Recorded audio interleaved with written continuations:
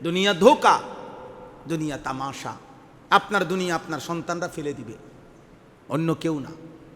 আপনি যে ঘর ফার্নিচার, যে আসবাব আপনি সাজাইছেন, খোদার কসম 20 বছর পরে, 15 বছর পরে কবর থেকে আপনি আয়সা ফেরেশতার থেকে বলে, যদি সুযোগ থাকে আয়সা একবার দেখে যাইয়েন, আয়সা দেখবেন আপনার ঘরে আপনার সাজানো আসবাব ফার্নিচার কিচ্ছু নাই। নুনের বাটিও আর পাইতেন না। বলবে আব্বা এগুলো ওল্ড মডেল, এগুলো ফেলে দিছি, ইডিয়ারন চলে না, এগুলো আর চলে না। আমার আব্বারও তো কোনো 2015 সালে আব্বা ইন্তেকাল করছে, তাহলে আজকে 11 বছরে আমাদের ঘরে এখন আর আমার আব্বার স্মৃতি হিসেবে একটা লবণের বাটি দেখাইবার মতো জিনিসও আমাদের কাছে নাই। আমার আব্বা তো আপনাদের এখানেই ছিলেন, কুমিল্লা শহরে ঠাকুরপাড়া বড় মসজিদের ইমাম ছিলেন আমার আব্বা। 43 বছর আব্বা এক মসজিদে ইমাম ছিলেন, ঠাকুরপাড়া বড় মসজিদ। এই একটাই প্রাইমারি স্কুল আছে ওইখানে, রামকৃষ্ণ স্কুল, এই স্কুলের অপোজিটে যে মসজিদটা, এই মসজিদের ইমাম ছিলেন আব্বা। আমি ওই স্কুলেরই ছাত্র। হ্যাঁ, তাইলে দুনিয়া আপনার সন্তান ফেলে দিবে, আপনার সন্তান, আপনার সাজানো দুনিয়া ওরা ফেলে দিবে, প্রতিবেশী না। আপনি চলেন, আমরা প্রত্যেকে ইনশাআল্লাহ নিয়ত করি আমরা নিজের এবং পরিবারের আখিরাত নিয়ে ভাববো ইনশাআল্লাহ। বলেন ইনশাআল্লাহ। আপনার স্ত্রী পর্দা করে না, আপনি এটার উপরে সন্তুষ্ট হইয়া মেনে নিয়েন না আব্বা। আপনার মেয়ে পর্দা করে না, আপনি এটা মাইনেন না, আপনি এটা মাইনেন না। আপনি মুসলমান, আপনার আখিরাত আছে, আপনি মরবেন। আপনি সুদের টাকার উপরে খুশি হয়েন না, আপনি ফিরতে চেষ্টা করেন। আপনি ঘুষের টাকার উপরে সন্তুষ্ট হয়েন না, আপনি ফিরতে চেষ্টা করেন। আপনি গুনাহ ছাড়েন, আপনি কষ্ট পাবেন, আপনার ফ্যামিলি কষ্ট পাবেন হয়তো। গুনাহ দুনিয়া তো বেইজ্জতি করে, ইবলিসকে বেইজ্জতি করছে কিসে? গুনাহ। নূহ আলাইহিস সালামের কওমকে পানিতে ডুবাইছে কিসে? গুনাহ। লূত আলাইহিস সালামের কওমকে জীবন্ত উল্টায়া আছাড় দিয়া মাইরা ফেলছে আল্লাহ, কেন? গুনাহ। কারুন কেন ধ্বংস হইছে? গুনাহ। ফেরাউন কেন ধ্বংস হইছে? গুনাহ। নমরুদ কেন ধ্বংস হইছে? গুনাহ। আল্লাহর নাফরমানি আব্বা। এ কি একবারের ঘটনা? পাপীকে যে আল্লাহ দুনিয়াতে বেইজ্জতি করে, এটা কি পৃথিবীতে একবারের ঘটনা? গত 1000 বছরে একবার হইছে শুধু? তো কতবার দেখাইলে বুঝতেন? জালেমের পতন কতবার দেখলে আপনি বুঝবেন? জালেমের ধ্বংস কতবার দেখলে বুঝবেন? হারামখোরের নিকৃষ্ট পরিণতি আর কতবার দেখলে আপনি বুঝবেন? আপনি দেখেন না? আপনি বলেন আপনার চারপাশে যারা হারাম উপার্জনকারী তাদের ব্যাপারে মানুষের মন্তব্য কি? আপনি খবর নেন, আড়ালে খোঁজেন, গোপনে হাঁটেন, আপনি কথা উঠান একজন সুদখোরের ব্যাপারে, দেখেন না মানুষ কি মন্তব্য করে? মানুষে বলবে উনি জুনায়েদ বাগদাদি, হ্যাঁ, মানুষে বলবে উনি বাইজিদ বুস্তামি স্বাস্থ্য ভাই, মানুষে ব্যাককল, মানুষে ভাত খায় না, মানুষে ভাত খায় না, হ্যাঁ, আপনি শুধু ভাত খান, বাকি মানুষে চিরা খায়। উনি মনে করছে বোঝে না, মানুষে বোঝে না, হ্যাঁ না, আপনি যে ঘুষ খান এটা আমনে ছাড়া আর কেউ বোঝে না, কারণ আপনি তো শুধু ভাত খান, আমরা 3 বেলা বন দিয়া চা দিয়া খাই, আমরা বুঝি না। আপনি চালাকি করেন কেন? মনে রাখবেন আব্বা, আপনি যেমন মানুষ বুঝেও তেমন। বলেন এই কথাটা বলেন, কি কইছি? আপনি যেমন মানুষ বুঝেও কি তেমন। মানুষ চোরেরে বাইজিদ বুস্তামি বোঝে না, বাইজিদ বুস্তামি রে চোর বোঝে না। এখন যে দুপুর, আপনারা বুঝতেছেন না সবাই? কি হ্যাঁ বুঝেন না? আজকে যে বুধবার, এটা আপনারা বুঝতেছেন না সবাই? না, রবিবার। অর্থাৎ বাস্তবতা এটাই, বাস্তবতা এটাই। আপনি যা বুঝেও তা, মানুষ বুঝেও তা। আপনি বা যা, মানুষ তাই বুঝে, তাই বুঝে। আরবিতে একটা সুন্দর প্রবাদ আছে, অফিকা উয়ুবুন অলিন্নাসে আয়ুন, অফিকা উয়ুবুন অলিন্নাসে আয়ুন। হ্যাঁ, অর্থ হইল তোমারও দোষ আছে, মানুষেরও চোখ আছে। কি সুন্দর কথা না? তোমারও কি আছে, মানুষেরও চোখ আছে। মানুষ বুঝতে ভুল করে না, মানুষ রাতের দিন বোঝে না, কাজেই ইমানদারকে ইমানদারই ভাবে। হয়তো কখনো বলতে পারে না, হয়তো কেউ ক্ষমতার জোর দেখায়, কেউ কোনো বাহাদুরি দেখাইতে পারে, কিন্তু বাস্তবতা তাই মূল্যায়ন হয় আপনার ব্যাপারে, আপনি যা করছেন। সামনে হোক, পিছনে হোক, আড়ালে হোক, আপনার ব্যাপারে মূল্যায়ন হবে তাই আপনি করছেন যা। আমার কথাটা বুঝছেননি আপনি? এই আমরা নিজেরা পড়ছি, ইতিহাস কখনো ভুল কালিতে লেখা হয় না। ইতিহাস কখনো কি লেখা হয় না? ভুল কালিতে। আপনি যতই আড়াল করুক, কোনো না কোনো ব্যক্তি সাতবাগ জমিনের নিচে হলেও ওইখানে বৈশা হলো সঠিক ইতিহাস লিখে রাখছে। একদিন পৃথিবীতে ওইটাই প্রকাশ পাবে যা আপনি করেছিলেন। মাটির তলদেশ থেকে বেরোবে, প্রয়োজনে প্রত্নতত্ত্ববিদরা বাইর করব, প্রয়োজনে শিলালিপি উদ্ধার হইলে বাইর হইব। আপনি চিটার আছিলেন, বুঝেন না? আপনি চিটার আছিলেন, আপনি বাটফার আছিলেন। নওজুবিল্লাহ, আল্লাহ আমাকে মাফ করে দেন। চলেন, এই কথা শেষ আমার। আমি আপনাদেরকে এটা বলতে চাইলাম, নিজের এবং পরিবারের, স্ত্রী সন্তানের আখিরাতের ফিকির করে। দুনিয়া নিষেধ না, ওয়ালা তানসা নসীবাকা মিনাদ দুনিয়া। আল্লাহ বলছে দুনিয়া ভুলে যেও না। নবীজি বলছে ওয়া আনফিক আলা ইয়ালিকা মিন তাওলিক, তোমার সাধ্য মতো পরিবারের জন্য খরচ করো, নিষেধ নাই। নবীজি বলছে নাফাকাতুর রাজুলি আলা আহলিহি সাদাকা, কোনো ব্যক্তি তার পরিবারের স্ত্রী সন্তানের জন্য যা খরচ করে প্রত্যেকটা টাকা, প্রত্যেকটা মুদ্রা আল্লাহর রাস্তায় সাদাকা, কোনো অসুবিধা নাই। নবীজি বলছে হাত্তা লুকমাতা ফি ফি ইমরাআতিক ফাহিয়া সাদাকা, তুমি তোমার স্ত্রীর মুখে যদি খাবারের একটা লোকমা উঠায় দাও ভালোবেসে, মহব্বত করে, আল্লাহ নবী বলছে এটাও তোমার আমল নামায় সাদাকা। দুনিয়া ভুলতে বলে নাই, স্ত্রী বাদ দিতে বলে নাই, উপার্জন বাদ দিতে বলে নাই। সাহাবায়ে কেরামের মধ্যে ধনী সাহাবী ছিল না? কথা বলেন না কেন? তো হযরতে ওসমান, হযরতে আব্দুর রহমান ইবনে আউফ, হযরতে তালহা বড় বড় ধনী সাহাবী ছিল। হযরত আব্দুর রহমান ইবনে আউফের মাল আমরা পড়ছি কিতাবে, মদিনার বাজারে যখন উনার চালান আসতো, পাইকারি চালান মাল আসতো, 100 উট বোঝাই করে মাল আসতো, শুধু আব্দুর রহমানের মাল। অথচ তিনিই ছিলেন বেহেশতের সুসংবাদপ্রাপ্ত 10 জনের একজন, আব্দুর রহমান ইবনে আউফ। উনি মদিনার বাজারের শ্রেষ্ঠ ব্যবসায়ী ছিলেন। 100 উট বোঝাই করা মাল যদি 1450 বছর আগে উনার মালের চালান যদি হয় এত লম্বা, কি ব্যাপারটা খামখেয়ালি মনে করে? ব্যাংক লোন নিয়া তো হালাল, সেটা হালাল না? সাহাবায়ে কেরামের ব্যাপারে কথা ভাবার কোনো সুযোগ আছে বিকল্প? হালাল। আমার কাছে কিতাব আছে আর রাসূলুল মুআল্লিম ওয়া আসালিবুহু ফিত তালিম, পৃথিবী বিখ্যাত আলেম শেখ আব্দুল ফাত্তাহ আবু গুদ্দা রাহিমাহুল্লাহর লিখিত কিতাব।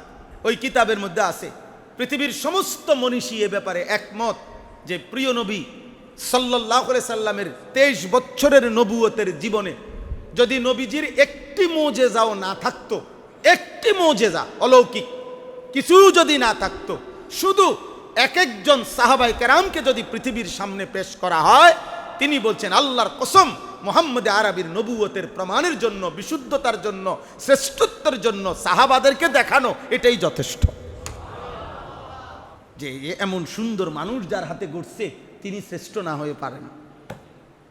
লাউ লাম তাকুন লি রাসূলিল্লাহ মুজিজাতুন ইল্লা আসহাবাহু লাকাফাউহু লিইসবাতি নবুওয়াতিহি, মুহাম্মদ আরবির নবুয়তের প্রমাণের জন্য যদি আর কেউ না থাকতো, আর কিছু নাই, শুধু সাহাবী মানুষগুলো দেখাইছে। আবু বকর দেখো এই মুহাম্মদের গড়া, ওমর দেখো এই মুহাম্মদের হাতে গড়া সাল্লাল্লাহু আলাইহি সাল্লাম। এরকম একজনকে এক একজনকে দেখলেই পৃথিবীবাসী বুঝতো এমন উত্তম চরিত্রের, এমন শ্রেষ্ঠতম আখলাকের মানুষ যাদের হাতে, যার হাতে গড়ে উঠছে তিনি শ্রেষ্ঠ। তিনি কি বলেন না? আল্লাহ আমাদেরকে মাফ করেন। এখন আসেন, এই 5টি আয়াত তাফসীর করা আমার মাকসাদ। এই এতগুলো কথা যা বলছি, এই কথার অর্থ হইল এখানে একটা আয়াত আছে, 3 নম্বর আয়াত, এই কথাটা মূলত বলা সূরা হুদ 12 নম্বর 11 নম্বর পারা 11 নম্বর সূরা, সূরা হুদের প্রথম 5টি আয়াত আমি তেলাওয়াত করেছি। মূল উদ্দেশ্য একটা কথা বলা, আল্লাহ তাআলা বলছে বান্দা পিছনের জিন্দিগির সমস্ত গুনাহ ছেড়ে দিয়ে তুমি ইস্তেগফার করো, আমি আল্লাহর কাছে মাফ চাও, আর ইবাদত শুরু করে পুনরায় আমার কাছে তওবা করো, ফিরে আসো। আল্লাহ তাআলা বলে, বান্দা বারবার তুমি ইস্তেগফার করো, বারবার তুমি তওবা করো, এই দুইটা জিনিস যদি হক আদায় করে করতে পারো, যতবারই ভুল হয়, যতবারই হোঁচট খাও, যতবারই পাপ হয়, যতবারই গুনাহ হয়, আবার ঘুরে দাঁড়াও, আবার ঘুরে দাঁড়াও, আবার গুনাহ ছেড়ে দিয়ে মাফ চাও, আমার কাছে আবার ইবাদত শুরু করে আমি আল্লাহর কাছে ফিরে আসো। আল্লাহ তাআলা বলেন, ওয়া আনিস্তাগফিরু রাব্বাকুম সুম্মা তুবু ইলাইহি, গুনাহ মাফ, পাপ ছেড়ে গুনাহ ছেড়ে দিয়ে আমার কাছে মাফ চাও, ইবাদত নতুন করে আবার শুরু করে আমার কাছে ফিরে আসো। আল্লাহ বলেন, আমি তোমারে দুইটা পুরস্কার দেব, ইউমাত্তিউকুম মাতাআন হাসানান ইলা আজালিম মুসাম্মা, বাকিটা হায়াত দুনিয়ার জীবন তোমার সমস্ত প্রয়োজনীয় উপকরণ হালাল পবিত্র মাধ্যম দিয়ে পূরণ করে দেব।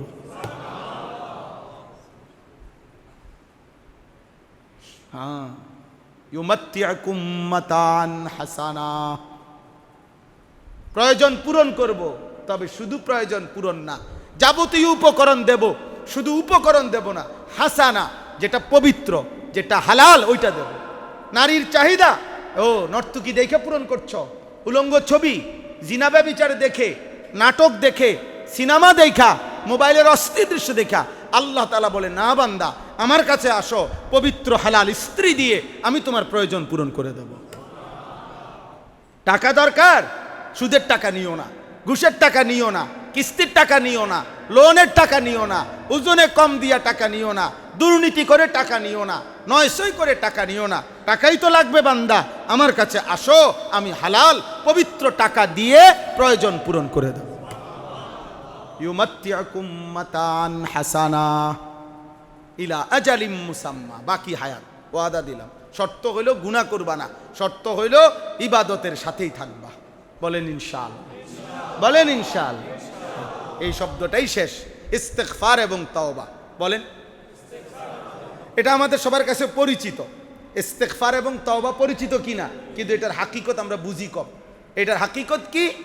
সহজ কথা মনে রাখতে হবে, গুনাহ ছেড়ে দিয়ে মাফ চাওয়া, এটাকে বলে ইস্তেগফার। তায়েফের ময়দান থেকে নবীজি সাল্লাল্লাহু আলাইহি সাল্লাম যখন রক্তাক্ত হয়ে ফিরে আসছিলেন, সারা দেহ যখন রক্ত মাখা, পবিত্র পা মুবারক হযরত যায়েদ ইবনে হারেসা, নবীজির পালক পুত্র, যিনি সাথে ছিলেন তায়েফের সফরে, তিনি বলছিলেন, এই পরিমাণ রক্ত ঝরছিল তায়েফ থেকে ফিরে আসার পরে নাখলা নামক একটি খেজুরের বাগানে আল্লাহ নবী তখন বসছিলেন সেই রাত্রে। তো হযরত যায়েদ ইবনে হারেসা বলেন, রক্ত মাখা জুতা পায়ের তালুর সাথে এইভাবে জমাট বাঁধছিল, আমি খুলতেই পারছিলাম না।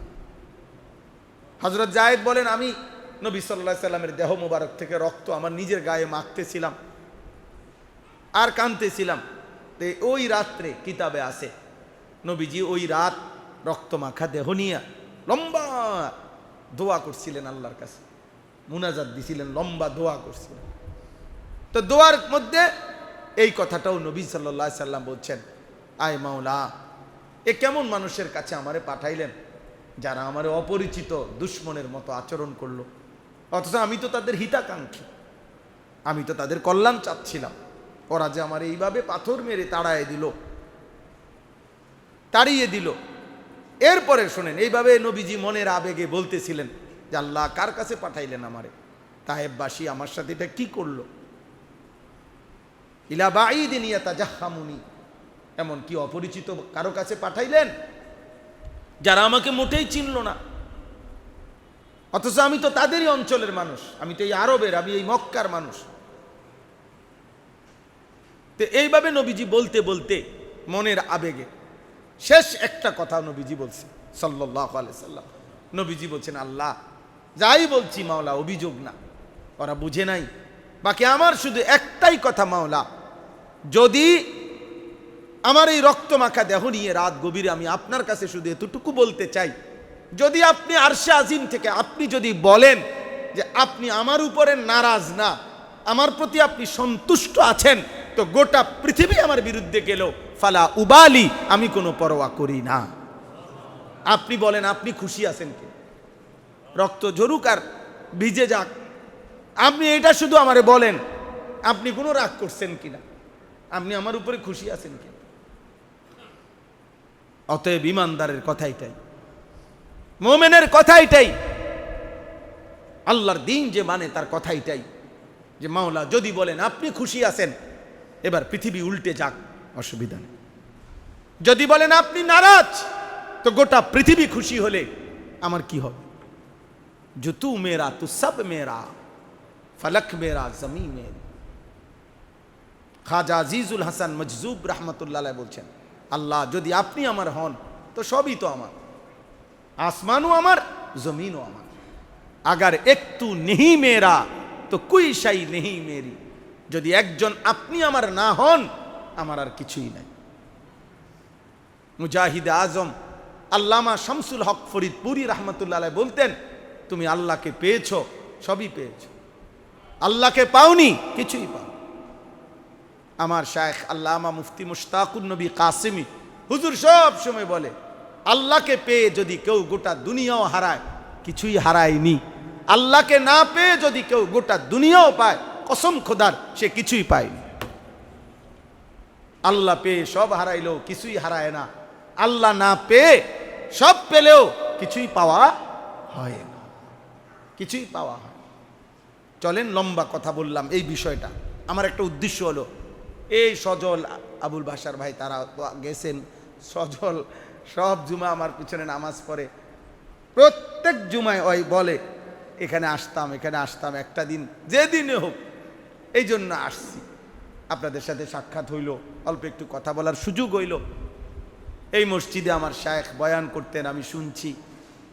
তো এই কারণে আপনাদের কাছে আমার প্রথম কথা এটা, আপনারা আলহামদুলিল্লাহ শহরের মানুষ, শিক্ষিত মানুষ, বুঝমান মানুষ, আপনাদের কাছে প্রথম কথা এটা বলে যে দিন মানা সম্ভব। সম্ভব কি না বলেন? আল্লাহর বিধান মানা কি সম্ভব? দয়া করে কোনো রকমের নয় সই কইরা, মাথা নোয়াইয়া, গার নোয়াইয়া, চালাকি কইরা, দমক দিয়া অথবা কৌশল করে আপনি দিন থেকে দূরে সরেন না, দিন থেকে দূরে। এখানে কোনো চালাকি করেন না, চালাকি বরং মানা যায় কেমনে, এইটা পজিটিভলি ভাবেন। আও না আকিলু, আকল খাটান, আল্লাহকে মানা সম্ভব, এটা আপনি পজিটিভলি বলেন। আপনি ইতিবাচক ভাবে দেখেন, প্রত্যেকটা হালাল হারাম, প্রতিটা জায়েজ না জায়েজ আপনি ফিকির করেন। আপনার ছেলেটা ফজরের নামাজ পড়ে না, এটা আপনার জীবনের ব্যর্থতা, আপনি এটা ভাবেন, ওরে কেমনে ফজরের নামাজের মুসল্লি বানাবেন। 365 দিনে খোদার এক বছরে একজন মুসলমানের সন্তান, মুসলমান বাবা মা জীবিত থাকা সত্ত্বেও ফজরের নামাজ পড়ে না, আল্লাহর কসম এর চাইতে বড় ব্যর্থতা আর কিছু হইতে পারে না আব্বা। এটা ভাবা যায় না, এটা মানা যায় না, মানা যায় না।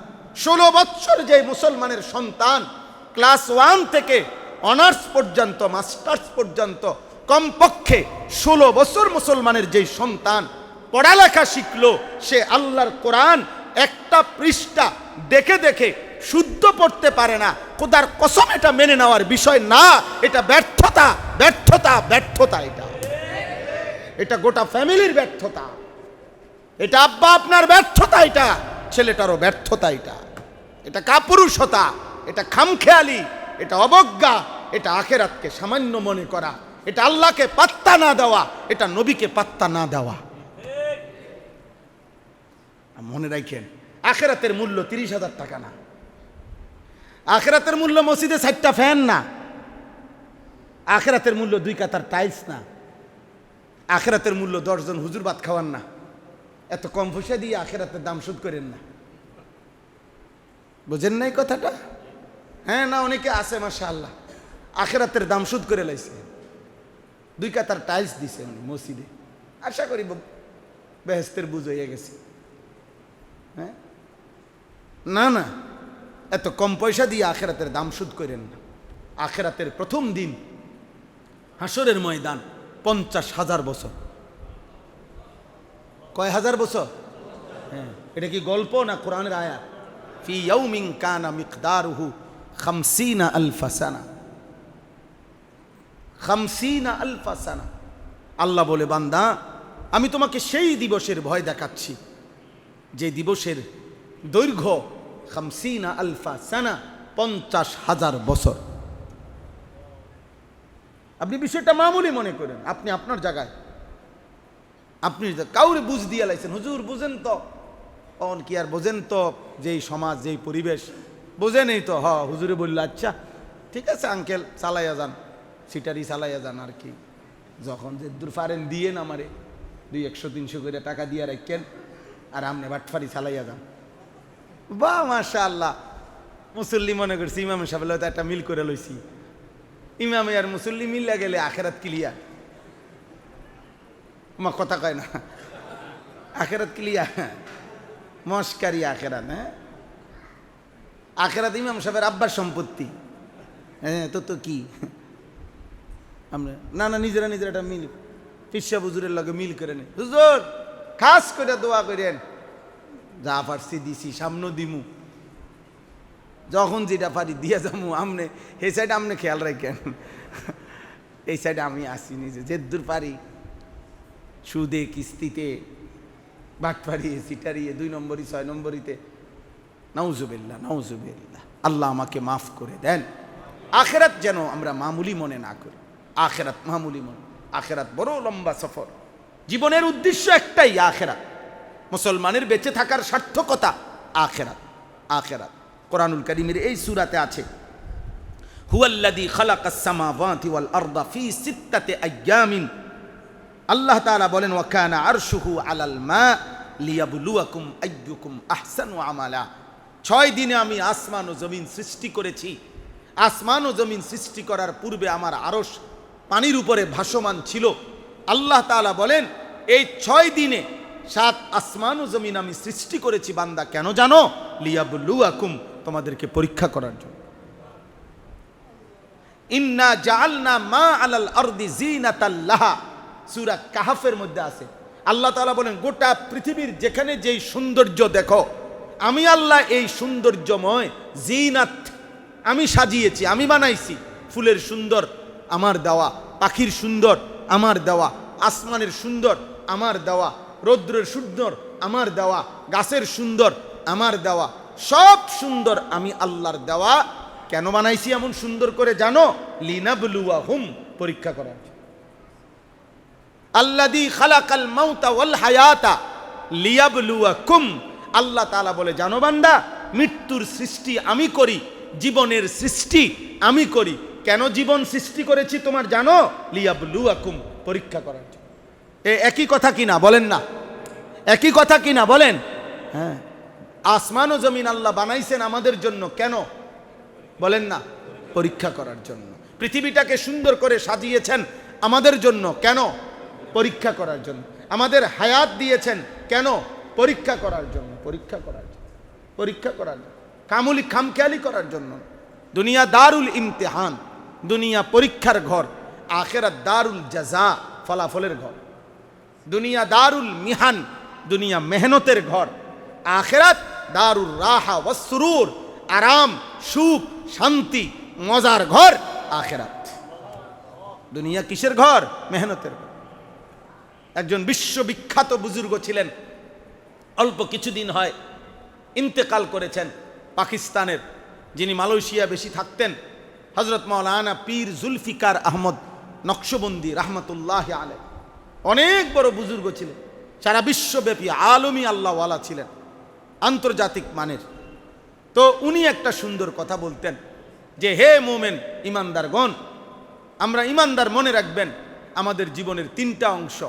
একজন ইমানদার এই দুনিয়ার হায়াত মেহনত করবে, কবরের জীবন অল্প কিছুক্ষণ বিশ্রাম করবে, আর জান্নাতে চিরস্থায়ী আরাম করবে।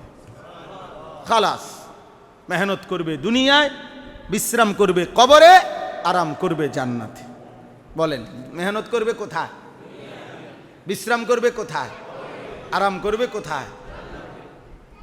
জান্নাতে, জান্নাত। এজন্য জিন্দিগি মানেই মেহনত। 1 সেকেন্ড, আপনি সকাল 8টা থেকে 4টা আপনার অফিস টাইম, চাকরির টাইম, আপনার দোকানের টাইম, এরপরে আপনি ছুটি, আপনি মুক্ত, আপনি স্বাধীন, এরপরের অংশ আপনার নিজের। আর 8টা থেকে 4টা কোম্পানির নিয়ম, অফিসের নিয়ম মানতে হবে। এটা আপনাদের দুনিয়াবি জীবনে হইতে পারে, কিন্তু আল্লাহর কসম আমাদের কারো হায়াত, জওয়ান কিংবা বুড়া, নারী কিংবা পুরুষ, আমরা মুসলমান যারা, আমাদের জীবনের এমন কোনো সিস্টেম, এমন কোনো ভাগ আমাদের জীবনে নাই যে 12 ঘন্টা শরীয়তের বিধান, 14 ঘন্টা শরীয়তের বিধান, 16 ঘন্টা শরীয়তের বিধান, এমন সিস্টেম নাই আমাদের। এই ভাগ করা কোরআন সুন্নাহর হুকুমের ক্ষেত্রে, দিন মানার ক্ষেত্রে, আল্লাহ এবং তার রসুলের বিধান মানার ক্ষেত্রে, যে হুজুর এখন আমি এশার নামাজ পড়ছি, ফজরের নামাজ আবার আমার মসজিদে ফাইলেই হইছে, এবার বাকি এই 8 ঘন্টা আমি মুক্ত, আমি স্বাধীন, টেলিভিশন দেখমু, নাচ দেখমু, নর্তকী দেখমু, গান শুনমু, আড্ডাবাজি করমু, আল্লাহর কসম ইসলাম এটাকে বলে না। ইসলামে এমন কোনো বিভাজন, বিভক্তি নাই। 24 ঘন্টা আল্লাহর হুকুমের অধীন, রসুলের তরিকার অধীন। কয় ঘন্টা? 24 ঘন্টা। আপনার জন্য আলাদা কোনো নাই, আপনার জন্য আলাদা কোনো সিস্টেম নাই, আলাদা কোনো বিরতি নাই। ইসলাম মানার ক্ষেত্রে কোনো কি নাই? বিরতি নাই, ছুটি নাই, ছুটি নাই।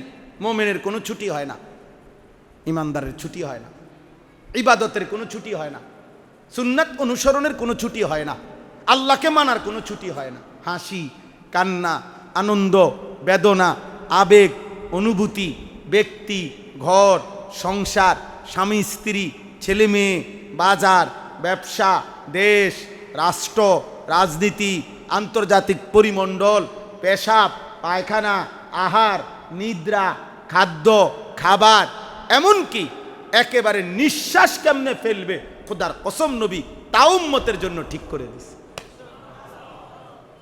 এজন্য হাদিসে আছে, আল্লাহ নবী সাল্লাল্লাহু আলাইহি সাল্লাম বলছেন, নবীজির সাহাবীরা বলছেন যে এই দেখেন, এই বাচ্চাটার দিকে দেখেন, ওর দিকে দেখেন, ও যদি এখানে আপনার পারমাণবিক বোমাও পড়ে, এরপরও ওই মোবাইল থেকে চোখ সরাবে না, এমন মনোযোগ দিয়ে দেবে। এমন ওই জন্য জমিদারে এমনভাবে হেলান দিয়ে বসছে, এখানে এতগুলো বয়স্ক মানুষ, এতটা ছোট বাচ্চার কোনো ফিকির নেই। আমি এটা দেখাইলাম আর কি, একটা উদাহরণ। এইটাই আমার দুঃখ, আমার আফসোস। মোবাইল প্রতিবন্ধী বানায়, আমার ফতুয়া এটা। বড় মোবাইল প্রতিবন্ধী বানায়, ভারসাম্যহীন বানায়। ও আর পার্থক্য করতে পারে না যে এটা এখানে মানাবে কিনা, এটা যৌক্তিক কিনা। একজন না, আমি বুঝে, এরকম শত শত ছেলে দেখেন, এরা ভারসাম্যহীন, প্রতিবন্ধী। এ আর বুঝে না, এর কাছে সব জায়গায় এক কথা, এন হুজুর না পাবলিক, মসজিদ না মাদ্রাসা, বয়স্ক মানুষ না জোয়ান মানুষ, মা না শাসি, তার কথা হলে এক কথা, যা পাইবা। ল্যাংটা মানুষ পাইলেও ছবি উঠাইবা, কাপড় ফিন্দিন না মানুষ পাইলেও ছবি উঠাইবা। হ্যাঁ হ্যাঁ হ্যাঁ, এ প্রতিবন্ধী, যে ভারসাম্যহীন, সে ভারসাম্যহীন। হ্যাঁ, আপনি দেখেন না, আপনি এখানে একজন পাগল দেখেন যে কোনোখানে, যে উলঙ্গ যদি কোনো পাগল থাকে, তো কাপড় পরা এরকম আরো পাগল দেখবেন চারিদিকে দাঁড়াইয়া ভিডিও করতেছে, লাইভ চলতেছে, লাইভ। এই সেদিন পত্রিকা আসছে না এই খবরটা, ওই বেচারা অ্যাক্সিডেন্টে তার স্ত্রী, তার একটা বাচ্চা মেয়ে মারা গেছে। এই বেচারা তার বিবিকে কাঁধে নিছে, মৃত মহিলার লাশটা, বাচ্চাটাকে এদিক দিয়ে বুকে জড়ায় ধরছে, আরেকটা জীবিত বাচ্চা পিছনে কাপড়টা ধরে রাখছে। এইভাবে লোকটা যাইতেছে, শত শত মানুষ ছবি তুলতেছে। একটা নাফরমান বলে যে তার বাচ্চাটাকে কদ্দুর কোলে নেই, এটা নিয়ে কারো ভাবনা নেই। সবার দায়িত্ব একটাই, ছবি উঠাও, ভিডিও করো। এর মানে কি? প্রতিবন্ধী। এর মানে তার সিরা ভারসাম্যহীন, মানসিক ভারসাম্যহীন। মোবাইলের এই প্রচন্ড আসক্তি একদিন না একদিন থামবে, কিন্তু সব হারাইয়া থামবে। আমার জাতি থামবে, ভদ্রলোক তার সন্তানকে থামাবে একদিন, কিন্তু যেদিন থামাবে সেদিন পিছনে তাকিয়ে দেখবে ছেলের জীবনে আখলাক, চরিত্র, নৈতিকতা আর কিছুই নেই। নারী দেখতে দেখতে, উলঙ্গ ছবি দেখতে দেখতে, অশ্লীল দৃশ্য দেখতে দেখতে ওর জীবনটা, ওর ভেতরটা, কলজাটা, ওর শরীরটা ও পচাইয়া গন্ধ ছুটে গেছে, দুর্গন্ধ ছুটে গেছে। আপনারা আপনাদের সন্তানদেরকে ফেরান, আপনারা ফেরান। ভদ্রতার মুখোশ পরেন না। গুনাহ ভদ্রতা হইতে পারে না, অসভ্যতা ভদ্রতা নয়, অর্ধ উলঙ্গ উলঙ্গতা, বেহায়াপনা, বেপরদেগি, এটা আধুনিকতা হইতে পারে না। অসভ্যতা সর্বযুগে অসভ্যতাই, নোংরামি সর্বযুগে নোংরামি। আপনি এটাকে ভদ্রতার মুখোশ পরায়েন না, ভদ্রতার মুখোশ পরায়েন না। আল্লাহ আমাদেরকে হেফাজত করেন। আপনার এই নওজোয়ান ভাই, আমি যে কথাটা বলতেছিলাম এই জন্য, আপনি এটা ভাবেন, আপনার সন্তান 14 বছর 16 বছর একদিনও ফজরের নামাজ পড়বে না। এমন নাফরমান মা বাপ এমনও আছে, দুর্ভাগা বদনসিব মা বাপ। মা বাপ বলতেছে এত ভোরে ভোরে উঠলে কষ্ট হবে, বাচ্চা মানুষ, ব্রেনে চাপ পড়বে। ব্রেন আপনার আব্বার, ব্রেন আপনার আব্বার, হ্যাঁ, ব্রেন ডাক্তারের আব্বার। ডাক্তারের বাপের ক্ষমতা আছে নাকি এটা বলার? ডাক্তার এই সিদ্ধান্ত দিবে কেন? ডাক্তার এই সিদ্ধান্ত দিবে কেন? মুসলমানের সন্তান নামাজ পড়বে না, আপনি কোন ডাক্তার থেকে এই ফয়সালা নিছেন? আমি নির্দিষ্ট ডাক্তারকে বলতেছি না, মানে বুঝাইলাম। যদি বলেন আপনি যে ডাক্তারে বলছে, বলে আপনার পায়ে সমস্যা, পায়ে ব্যথা, আপনার পায়ে অসুবিধা, আপনার ডাক্তার সাহেবের কাছে বলার সাথে সাথে উনি সিল বানায় নিছে, কাট করে সিল মারে দিছে, চেয়ারে বসে নামাজ পড়বেন। ডাক্তারের বাপের ক্ষমতা নাই এটা বলার, কোন ডাক্তারের এই অধিকার নাই। আমি চ্যালেঞ্জ করলাম, চেয়ারে বসে নামাজ পড়া আর প্যারাসিটামল লেখা এক কথা না। চেয়ারে বসে নামাজ পড়া এটা ইসলামের বিধান, নামাজ পড়া এটা ইসলামের কি বিধান। আর নামাজের মধ্যে দাঁড়ানো এটা ফরজ। এই ফরজ আপনি ছেড়ে দিতে হইলে সুনির্দিষ্ট কারণ দেখিয়ে উলামায়ে কেরাম থেকে, মুফতি সাহেব থেকে ফতোয়া নিতে হবে আপনাকে, ফতোয়া। আমি বলি, আবারও বুঝেন, চেয়ারে বসে নামাজ পড়া হারাম না। আবার বলতেছি, বুঝছেননি কথা? চেয়ারে বসে নামাজ পড়া কি নয়? হারাম নয়, কিন্তু শুধু ডাক্তারের সিদ্ধান্তে নামাজ পড়লে ওই নামাজ হবে না। ডাক্তারের এটা অধিকার নাই, এটা একটা ফতোয়া, এটা প্যারাসিটামল না। কথা বুঝেন নাই আমার? চেয়ারে বসে নামাজ পড়বে লোকটা, না বসে নামাজ পড়বে না দাঁড়াইয়া পড়বে, এটা কি ওষুধ না ফতুয়া? এটা শরীয়তের একটা মাসালা না? তো এই মাসালা আর ওষুধ কি বরাবর হয়ে গেল? তো উনি এই সিল মারলো কেন? উনি যে প্রথমেই সিলিটা মাইরা দেয় চেয়ারে বসে নামাজ পড়বেন, এই অধিকার উনাকে কে দিল? কথা বলেন। আমি তো ওষুধ লিখি না, কারণ আমি তো এই বিষয়টা বুঝি না। তো উনি এই বিষয়টা বোঝে না, উনি এটা লিখবে কেন? হ্যাঁ, উনি এটা বলতে পারে, আপনার পায়ের যেই অবস্থা মনে হচ্ছে চেয়ারে বসে নামাজ পড়লে আপনার সুবিধা হইতে পারে, আপনি একজন নির্দিষ্ট মুফতি সাহেব থেকে আমার এই প্রেসক্রিপশন হালাত আপনি শুনান। উনি বলবে, মুফতি সাহেব বলবে। অবশ্যই কোনো আলেমে দ্বীনের সাথে ফতোয়া নিতে হয়, এবং জানতেন কোনো হুজুরের কাছ থেকে নিলে হইতো না, উনি নির্ভরযোগ্য মুফতি হইতে হবে। যে কোনো হুজুর ওই ফতে অটোর মধ্যে বইয়া, কি হুজুর আপনি কি কন? আচ্ছা চালাইয়া নেন। হ্যাঁ, হুজুরে বলছে, কোনানে কইছে মিয়া? অটোতে, অটোর মধ্যে কয়, এক জায়গায় কান্দিরপাড় যাইতেছিলাম, হঠাৎ অটোতে হুজুর একজন দেখা হয়েছে। অটো হুজুর না, না অটো হুজুর দিয়ে হইতো না, মুফতি হুজুর হইতে হইব। সিএনজি হুজুর হইলে হবে না। কথা বুঝেন নাই? আপনি নির্ভরযোগ্য আলেমের কাছে যে আপনার হালাত বলতে হবে, আপনার হালাত বলতে হবে। আল্লাহ আমাদেরকে বুঝার তৌফিক দান করেন।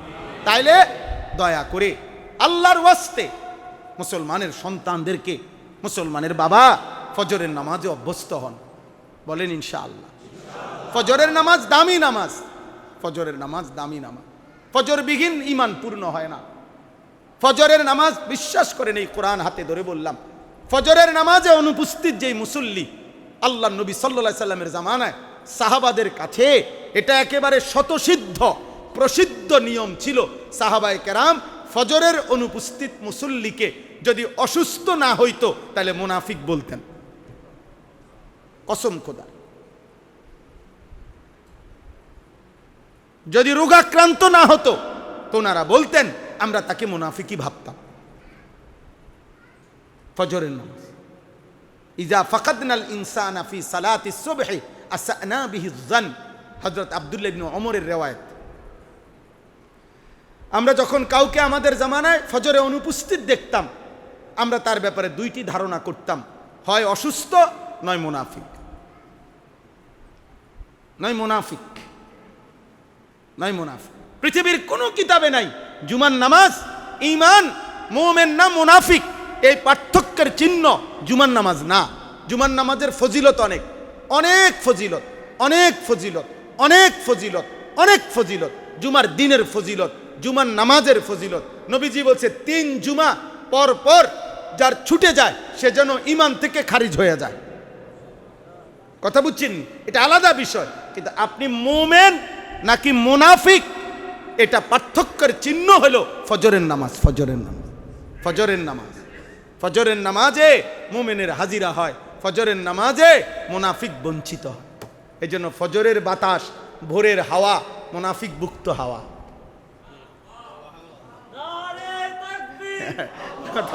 ফজরের হাওয়া, হ্যাঁ এটাই বাস্তবতা, মুনাফিক মুক্ত হাওয়া।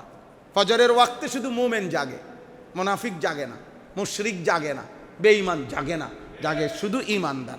যে কয়জন টিকছে খালেস পিওর মুমিন টিকছে, হোক 5 জন, হোক কয়জন, 5 জন, হোক না 10 জন, কিন্তু টিকছে কোনটা? একটা পিওরটা। ফজরের নামাজ, ফজরের নামাজ মুমিনের নামাজ, ফজরের নামাজ মুমিনের নামাজ। দয়া করে নিজের ঈমানের হেফাজত করেন। আখিরাত, আবারও বলছি, আখিরাতকে মামুলি মনে করবেন না। ওয়ালা তুখজিনি ইয়াওমা ইউবআসুন, কোরআনে আছে ইব্রাহিমের মতো নবী, এত মর্যাদা আল্লাহ যাকে দিছেন, বন্ধু বানাইছেন, সেই ইব্রাহিম নবীর দোয়া কোরআনে আছে। ইব্রাহিম নবী আল্লাহর কাছে বলতেন, আল্লাহ হাসরের ময়দানে দাঁড় করাইয়া আমি ইব্রাহিম রে বেইজ্জতি করেন না, আমার ভয় হয় মাওলা, আমার ভয় লাগে, আখিরাত আমার ভয় লাগে মাওলা, আমার বেইজ্জতি করেন না। কে বলছে? ইব্রাহিমের মতো নবী। আপনি কি? আপনি কি? নবী সাল্লাল্লাহু আলাইহি সাল্লাম, আপনি জিজ্ঞাসা করেন ওলামায়ে কেরামকে, আল্লাহ নবী সাল্লাল্লাহু আলাইহি সাল্লাম 5 ওয়াক্ত নামাজের পরে নবীজির মর্যাদা আখিরাতে কি পরিমাণ, কি পরিমাণ মর্যাদা নবীর। ওয়ালাল আখিরাতু খায়রুল লাকা মিনাল উলা। আল্লাহ বলছে, বন্ধু কসম করে বলি, দুনিয়াতে আমি আপনাকে যত মর্যাদা দিছি তার চাইতে কোটি গুণ বেশি আখিরাতে রাখছি। আপনার দুনিয়ার সম্মানের চাইতে বেশি সম্মান আপনার জন্য আমি রাখছি কোথায়? আখিরাতে। আখিরাতে নবীজিকে আল্লাহ তাআলা আখিরাতে অসংখ্য স্পেশালি মর্যাদা নবীজির জন্য আল্লাহ বরাদ্দ রাখছেন। আনা আউয়ালু খাতিবুহুম, নবীজি বলছেন আমি হাসরের ময়দানে প্রথম কথা আল্লাহর সামনে আমি বলবো। আনা আউয়ালু মান ইয়াশফাউ, সর্বপ্রথম আল্লাহর নিকট আমি সুপারিশ করব। আনা আউয়ালু শাফিঈন আউয়ালু মুশাফফাঈন, আল্লাহ প্রথম আমার সুপারিশ শুনবে। আমি সর্বপ্রথম আল্লাহর কুদরতি কদমে হাসরের ময়দানে সেজদা দেব। আল্লাহর প্রশংসার বাক্য সর্বপ্রথম হাসরের ময়দানে আমি মুহাম্মদী পাঠ করব। আমার হাতে সর্বপ্রথম আল্লাহ প্রশংসার পতাকা আল্লাহ আমার হাতে দিবেন। সমস্ত আম্বিয়া আমার পতাকা। এত সম্মান, এত মর্যাদা যাকে আল্লাহ তাআলা দান করছেন, খোদার কসম সেই নবী 5 ওয়াক্ত নামাজের পরে নবীজি যে দোয়াগুলো পড়তেন, এর মধ্যে একটা দোয়া এটা ছিল, প্রত্যেক দিন তিনি 5 ওয়াক্ত নামাজের পরে বলতেন, আল্লাহুম্মা হাসিবনি হিসাবান ইয়াসীরা। আয় করিম মাওলা, এত মর্যাদা, এত সম্মান আপনি আমাকে দিবেন বলছেন, আমি জানি, আমি শুনছি, তবু আমার ভয় হয়, আমার হিসাব সহজ করে দিয়েন। খুদ রাসূল সাল্লাল্লাহু আলাইহি সাল্লামের দোয়া। হাসিবনি এটা এক বচনের শব্দ। কয় বচন? আল্লাহুম্মা হাসিবনি হিসাবান ইয়াসীরা। আল্লাহ বন্ধুর হিসাবটা সহজ করে দিয়েন। হযরতে আয়েশা রাদিয়াল্লাহু তাআলা আনহা বলেন, ইয়া রাসূলুল্লাহ মাল হিসাবুল ইয়াসীর, সহজ হিসাব বলতে মানে কি? নবীজির বিবি জিজ্ঞেস করছেন, আল্লাহর নবী বলেন আল্লাহ আরাজু ফাকাত।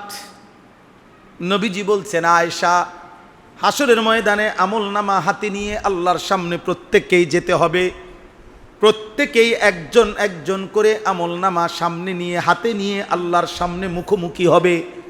এই মুখোমুখি হলে আমলনামা এভাবে ধরলে যার দিকে তাকিয়ে শুধু কোনো পৃষ্ঠা না উল্টাইয়া আল্লাহ যার দিকে তাকাইয়াই বলবে ওকে আগে বাড়ো, এটাই একমাত্র সহজ হিসাব, সেই কেবল জান্নাতে যাবে। আল্লাহর নবী বলেন আয়েশা, রব্বুল আলামিন যদি কাউকে বলে বান্দা একটা পৃষ্ঠা উল্টাও হিসাবের, খোদার কসম নবী বলেন নিশ্চিত জাহান্নামে যেতে হবে। মান্নু কিসাউজিবা, যারই আল্লাহ হিসাব চাইবে তারই আযাব হবে। যাকে বলবে পৃষ্ঠা উল্টাও, আছেন এত সালাকি মনে করেন না, খাইয়া দাইয়া জন্তু জানোয়ার আমাদের চাইতে ভালো আছে। ওরা ফরমালিন মুক্ত খানা খায়, জঙ্গলের প্রাণী শতভাগ ফরমালিন মুক্ত খাবার খায়। বাঘের খাবারে কোনো ফরমালিন নাই, বাঘে কোনোদিন ফাঙ্গাস তেলাপিয়া খায় না, বাঘে সবজি খায় না, ভেজিটেবল খায় না, প্রতিবেলাই গোশত খায়, প্রতিবেলায় গোশত খায়। প্রেশারেরও অসুবিধা হয় না, অ্যালার্জিরও অসুবিধা হয় না, খাইয়া সুরে লাইতে আছে খাইয়া। বুঝেন না কথা? দুনিয়া জানোয়ার আমাদের চাইতে বেশি ভোগ করে। দালান বিল্ডিং আব্বা, মানুষও থাকে জানোয়ারও থাকে। আমি এইবারও দেখছি কোরবানির আগে, আঙ্কেলরে জিজ্ঞাসা করছি, আঙ্কেল দোতলায় এদিক দিয়ে কি? হুজুর আমি এনে কয়টা ছাগল পালতেছি। আমি মাশাআল্লাহ আঙ্কেল, মানুষ থাকে নিচতলায়, ছাগল থাকে দোতলায়। আল্লাহ পাক ইজ্জত দিলে কি না করতে পারে, আল্লাহ যদি সম্মান দেয় ছাগলও দোতলায় উঠে। আল্লাহর ইচ্ছা, আল্লাহ যারে ইচ্ছা সম্মান দেয় যারে। বুঝেন না?